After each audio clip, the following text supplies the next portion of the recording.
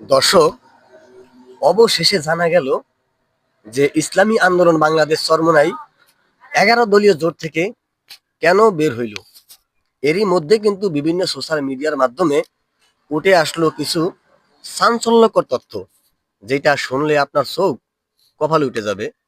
এক নম্বরে হচ্ছে, আগামী জাতীয় সংসদ নির্বাচনে ইসলামী আন্দোলন বাংলাদেশ তারা 80 থেকে 100টা আসন চাইছে।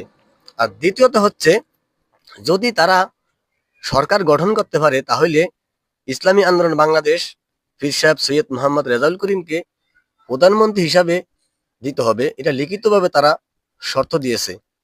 আর 3 নম্বরে হচ্ছে যে, জামায়াতের আমির সাহেব বিএনপির চেয়ারম্যান তারেক রহমানের সাথে মনে হয় একটা তারা লেয়াজু করে একটা সমঝোতায় পৌঁছে গেছে।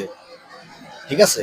আর 4 নম্বরে সবচেয়ে ভয়ঙ্কর বিষয় হচ্ছে একটা, যেটা আপনি শুনলে অবাক হয়ে যাবেন যে আসলে রাজনীতির পর্দার আড়ালে এগুলো কি চলতেছে।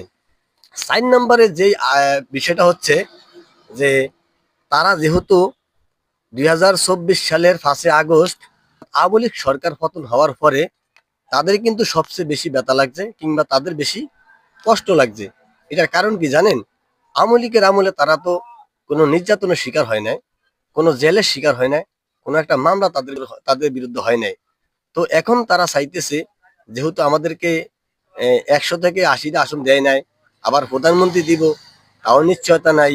তারা চাইতেছে এই মুহূর্তে, যেহেতু আগামী জাতীয় যে সংসদ নির্বাচন হইতে যাচ্ছে, এই নির্বাচনে যেহেতু আওয়ামী লীগ অংশগ্রহণ করতে পারতেছে না, এখন আওয়ামী লীগ যেহেতু মাঠে নাই, তারা এই সুযোগটা কাজে খাটান যায় কিনা দেখা যাক।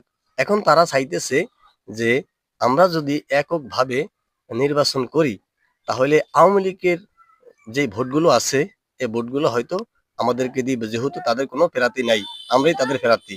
কারণ আওয়ামী লীগ আর চরমোনাই এখানে তেমন একটা পার্থক্য আছে বলে আমার মনে হয় না। এটা তো দেশের মানুষ অবশ্যই জানে।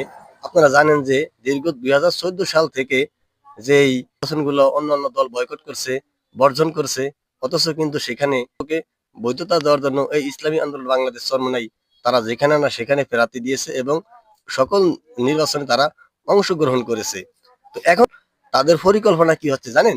তারা চাইতেছে, যেহেতু জাতীয় পার্টি আওয়ামী লীগের সাথে লেওয়াজু করে তারা নির্বাচন করেছে, যদি এখন আমরা জামাত থেকে বের হয়ে আমরা জাতীয় পার্টির সাথে একটা সমঝোতা করে তাদের সাথে একসাথে নির্বাচন করি, তাহলে জাতীয় পার্টির একটা ভোট আছে, আমাদের চরমনের একটা ভোট আছে, আওয়ামী লীগের একটা ভোট আছে।